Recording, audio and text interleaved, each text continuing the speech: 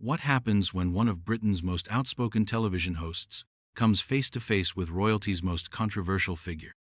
You won't believe what unfolds when Meghan Markle sits down with Denise Welch on Loose Women, expecting a sympathetic platform, only to find herself under the most intense scrutiny of her media career. The explosive confrontation that erupted last night has left viewers stunned, producers scrambling, and the entertainment world buzzing about what many are calling the most dramatic guest exit in daytime television history. Before we get into this incredible story, make sure you hit that subscribe button and drop a comment below, because you're not going to believe what unfolds when these two powerhouse personalities clash in ways nobody saw coming. The tension was palpable from the moment Meghan Markle walked onto the Loose Women set. What was supposed to be a carefully orchestrated appearance to promote her latest charitable initiative quickly transformed into a masterclass in television drama that had viewers glued to their screens and social media exploding with reactions. Denise Welch, known for her no-nonsense approach and razor-sharp questioning, had clearly done her homework. As the cameras rolled and the studio audience settled into what they expected to be another celebrity promotional segment, Welch's opening remarks immediately set a tone that caught everyone off guard, including Meghan herself. "Meghan, lovely to have you here," Welch began with a smile that didn't quite reach her eyes. "Though I have to say, some of our viewers have been questioning why we're giving you this platform, given some of the recent revelations about your relationship with your father and the way you've handled family matters." The studio fell silent. Meghan's media-trained composure flickered for just a moment before she recovered, her famous smile plastering itself across her face. "Well, Denise, I think it's important to focus on the positive work we're doing, rather than dwelling on personal family matters that have been blown out of proportion by the media." But Welch wasn't backing down. "Blown out of proportion? Your own father hasn't heard from you in years. He's publicly stated he's tried to reach out multiple times. That's not media spin, that's abandonment." The other panelists shifted uncomfortably in their seats. This wasn't the gentle, supportive interview Meghan's team had negotiated. The audience began to murmur, sensing the shift in atmosphere as Meghan's carefully constructed public persona started to show cracks under Welch's relentless pressure. "I think you're being quite unfair," Meghan replied, her voice taking on a defensive edge that viewers hadn't heard before. "There are complexities to family relationships that the public doesn't understand. My father chose to engage with the tabloid media rather than respect our privacy during one of the most challenging times of my life." Welch leaned forward, her investigative instincts fully activated. "But isn't it convenient how everyone who disagrees with you or doesn't fit into your narrative gets cut off? Your father, your half-sister, former friends, even royal staff members who worked with you for years. There seems to be a pattern here that's difficult to ignore." The studio audience was now completely silent, captivated by the unexpected confrontation unfolding before them. Meghan's carefully maintained composure was beginning to crack as she realized this wasn't going to be the softball interview she'd anticipated. "I find it quite telling," Meghan said, her voice rising slightly, "that you're choosing to attack me personally rather than discuss the important work I'm here to promote. This feels very much like the kind of treatment I received from the British press that ultimately drove me to leave the country." Welch's response was swift and cutting. "Oh, so now I'm part of the problem? Meghan, you came on this show knowing full well that we ask real questions here. You can't expect to control every narrative, every interview, every conversation. The British public deserves to hear honest answers, not carefully crafted PR responses." The tension in the studio was becoming unbearable. Camera operators zoomed in on both women's faces, capturing every micro-expression as this verbal sparring match intensified. Meghan's team, visible in the wings, were frantically gesturing, clearly wanting to intervene but unable to stop the train wreck unfolding live on national television. "You know what, Denise?" Meghan's voice had dropped to a dangerously low tone. "I came here in good faith to discuss charitable work that actually matters, that actually helps people. Instead, you're choosing to perpetuate the same toxic narrative that made my life unbearable in this country." Welch wasn't intimidated. Toxic narrative? Meghan, asking someone to explain their actions isn't toxic. Holding public figures accountable for their behavior isn't toxic. What's toxic is expecting everyone to simply accept your version of events without question, while real people, your own family members, are left hurt and confused by your actions. The studio audience began to stir more noticeably now, some murmuring their agreement with Welch's pointed questions, others looking uncomfortable with the intensity of the confrontation. The other panelists attempted to interject, trying to steer the conversation towards safer ground, but both Welch and Meghan were locked in a battle of wills that showed no signs of de-escalating. Meghan's media training was failing her now. The careful, measured responses that had served her so well in controlled environments like Oprah's studio were crumbling under Welch's persistent, unrelenting questioning. For the first time in years, Meghan found herself in a situation she couldn't control, facing an interviewer who wasn't intimidated by her status or willing to play by her rules. But what happened next would escalate this confrontation beyond anything anyone in that studio could have predicted, setting the stage for one of the most dramatic moments in daytime television history. The turning point came when Welch pulled out a tablet, her expression deadly serious. "Meghan, since you want to talk about narratives and truth, let's discuss some facts that your PR team might not want the public to know about." The studio lighting seemed to intensify as all eyes focused on what Welch was about to reveal. Meghan's face went pale. "What are you doing? This wasn't part of our agreement." "There was no agreement about what questions I could or couldn't ask," Welch shot back. "You see, we've been doing some research, and there are some interesting discrepancies in the stories you've been telling the world." She glanced down at her tablet, then back at Meghan, with the confidence of someone holding all the cards. The other panelists looked between each other nervously. This was clearly going off script in ways that made everyone uncomfortable, but the television gold unfolding before them was undeniable. The studio audience leaned forward collectively, sensing that something major was about to be revealed.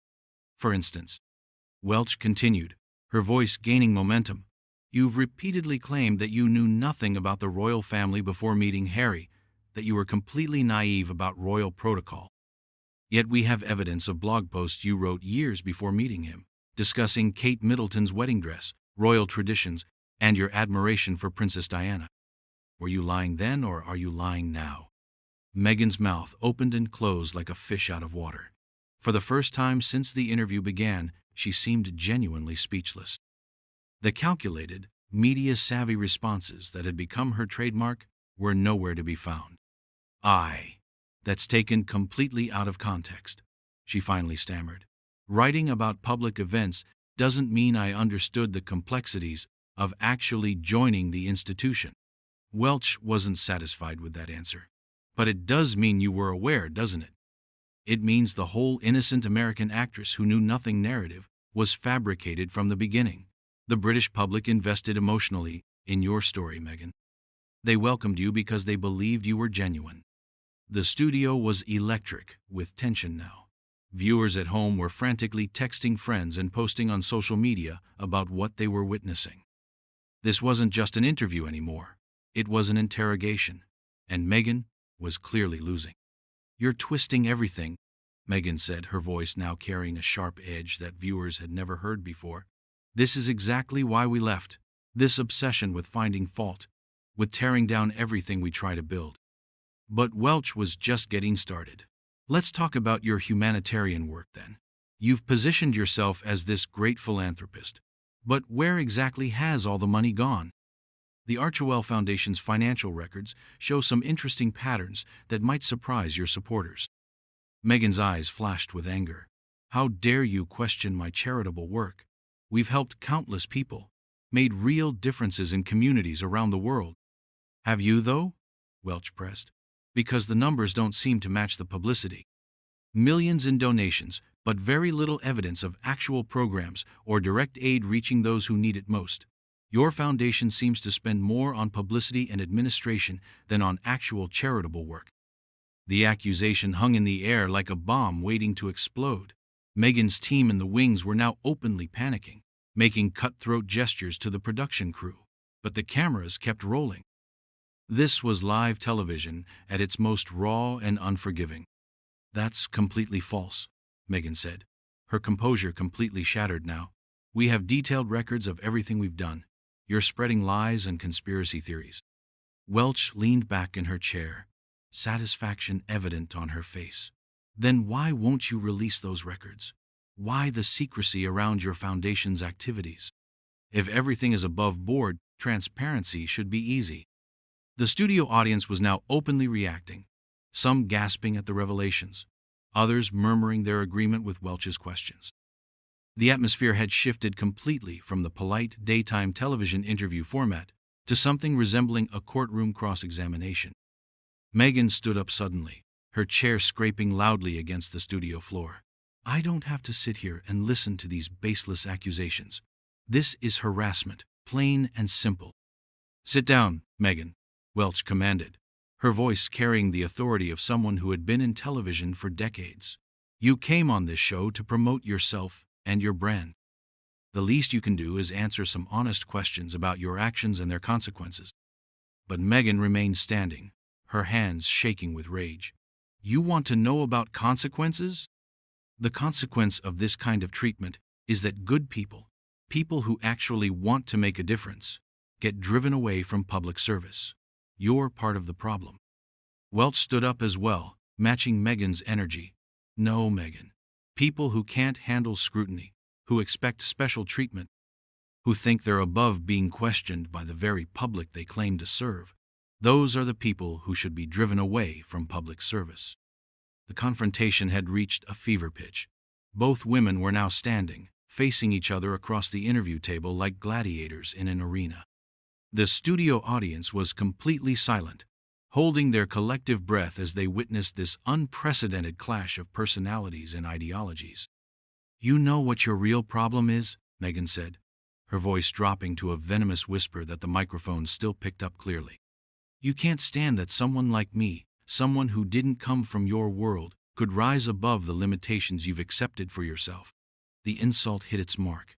Welch's eyes narrowed dangerously, and when she spoke, her voice carried decades of hard-earned credibility and northern grit. "Someone like you? You mean someone who uses people, who abandons family, who plays the victim while living in luxury? Someone who expects the world to bow down because she married into privilege? That's someone like you?" The words struck Meghan like physical blows. Her carefully constructed public image, built on years of strategic media appearances and sympathetic interviews, was crumbling in real time on national television. But instead of backing down, something inside her snapped, and what she said next would ensure this confrontation became legendary. "You pathetic, bitter woman," Meghan snarled, her voice carrying a venom that shocked everyone in the studio. "You're jealous because I had the courage to leave a toxic situation while you've spent your entire career kissing up to the same system that you claim to criticize." The studio gasped collectively. This was no longer about royal protocol or charitable foundations. This had become deeply, brutally personal, and Meghan had just crossed a line that couldn't be uncrossed. Welch's response was ice-cold and devastating. Jealous? Of someone who destroys every relationship she touches? Who uses her mixed-race heritage as a shield whenever she faces legitimate criticism? Who married into the most privileged family in the world and still managed to play the victim? "Meghan, the only thing I'm jealous of is your ability to sleep at night knowing the pain you've caused to people who loved you." The accusation about using her heritage as a shield hit Meghan like a thunderbolt. Her face contorted with rage, and for a moment, it looked like she might physically lunge across the table at Welch. The security team, sensing the escalating danger, moved closer to the interview area. "How dare you," Meghan screamed, abandoning all pretense of media training or public decorum. "How dare you, a privileged white woman, tell me how I should respond to racism? You have no idea what I've endured, what my children will have to face because of people like you perpetuating these lies." But Welch wasn't intimidated by the outburst. If anything, Meghan's loss of control only emboldened her further. "People like me? Meghan, I've been fighting for working-class people, for mental health awareness, for real issues that matter to ordinary families long before you discovered that victimhood could be profitable. Don't you dare lecture me about privilege while you live in a $16 million mansion and complain about your struggles on platforms that pay you millions. The studio audience was now openly taking sides, some applauding Welch's points while others looked horrified at the personal nature of the attacks. The other panelists had given up any pretense of trying to moderate the discussion and were simply watching the carnage unfold. Meghan's voice rose to a near shriek. You know what? This is exactly why we left Britain. This toxic, racist, jealous mentality that can't stand to see someone rise above their circumstances. You're proving every point we made about the British media and the British public. The accusation of racism against the entire British public was the final straw for Welch. Her northern working-class roots, her decades of fighting for social justice, her genuine commitment to equality, all of it boiled over in a response that would be replayed on social media for years to come. Don't you dare, Welch said, standing up and pointing directly at Meghan. Don't you dare call an entire nation racist because they see through your act. The British public welcomed you with open arms. They spent millions on your wedding. They celebrated your marriage. They wanted to love you. But you couldn't handle being part of something bigger than yourself. You couldn't handle serving others instead of being served. Meghan was now visibly shaking with rage, her carefully applied makeup beginning to run as tears of fury streaked down her face. You don't know anything about service. You don't know anything about sacrifice. All you know is how to tear people down from your little television perch while contributing nothing meaningful to the world. The insult about contributing nothing was clearly the wrong thing to say to someone who had spent decades in television, fighting for mental health awareness and social causes. Welch's response was swift and brutal. Contributing nothing? Meghan, I've been on television longer than you've been famous, fighting real battles for real people. I've talked openly about depression, about addiction, about the struggles of ordinary families. I don't need a royal title or a Netflix deal to validate my worth. I don't need to marry into privilege to have a voice. The comparison was devastating because it was true. While Meghan had leveraged her royal connection into media deals worth hundreds of millions, Welch had built her career on authenticity and genuine advocacy. The contrast couldn't have been starker. Meghan seemed to realize she was losing this battle spectacularly. Her trump cards, the racism accusations, the victim narrative, the appeals to sympathy, had all failed against Welch's relentless logic and genuine credibility. In desperation, she made one final attempt to regain control. This interview is over, she declared, reaching for the microphone clipped to her jacket. I will not sit here and be abused by someone who clearly has her own agenda. But Welch wasn't finished. Your interview might be over, but the questions remain. How do you justify cutting off your father? How do you explain the disconnect between your charity's income and its actual charitable work? How do you reconcile claiming to champion women's rights while silencing the women who worked for you? Each question was like a dagger, and Meghan had no answers left. Her media training, her careful preparation, her years of controlling narratives, none of it had prepared her for this moment of absolute exposure. I don't owe you or anyone else explanations for my private life, Meghan said, but her voice was weak now, defeated. The fight had gone out of her completely. Welch delivered the final blow with surgical precision. You're right, Meghan. You don't owe us explanations, but you do owe them to your father, who raised you. You do owe them to the staff members whose lives you disrupted. You do owe them to the British taxpayers who paid for your security, your wedding, your lifestyle. And most of all, you owe them to yourself, because this victim act is destroying whatever authentic person might still exist underneath all the PR and positioning. The studio fell completely silent. Even Meghan's team had stopped their frantic gesturing. The moment stretched on for what felt like an eternity, with cameras capturing every emotion that played across Meghan's face: rage, humiliation, defeat, and finally, something that might have been recognition of an uncomfortable truth. Without another word, Meghan ripped off her microphone, the feedback screeching through the studio speakers. She grabbed her purse, shot one final venomous look at Welch, and stormed toward the exit. Her heels clicked loudly on the studio floor as she marched past the stunned audience, past her panicking team, past the security guards who stepped aside to let her pass. Just before reaching the exit, she turned back one final time, her voice carrying across the silent studio. "This country doesn't deserve me." Then she was gone, the studio door slamming behind her with a resounding crash that seemed to echo through the building. Welch remained standing at the interview table, breathing heavily but victorious. She looked directly into the main camera, her expression serious but satisfied. Ladies and gentlemen, that was Meghan Markle showing us exactly who she really is when the cameras are rolling and she can't control the narrative. The studio audience erupted in a mixture of applause and shocked chatter. Social media was already exploding with clips and reactions. Within minutes, Denise Destroyed was trending worldwide, alongside Meghan Meltdown and Loose Women Legendary. As the show cut to commercial break, Welch finally sat down, a small smile playing at the corners of her mouth. She had done what many had wanted to do for years. She had asked the questions that needed asking, and when Meghan couldn't provide acceptable answers, the Duchess had revealed her true character for all the world to see. The confrontation was over, but its impact would reverberate through media circles, royal watching communities, and social media platforms for weeks to come.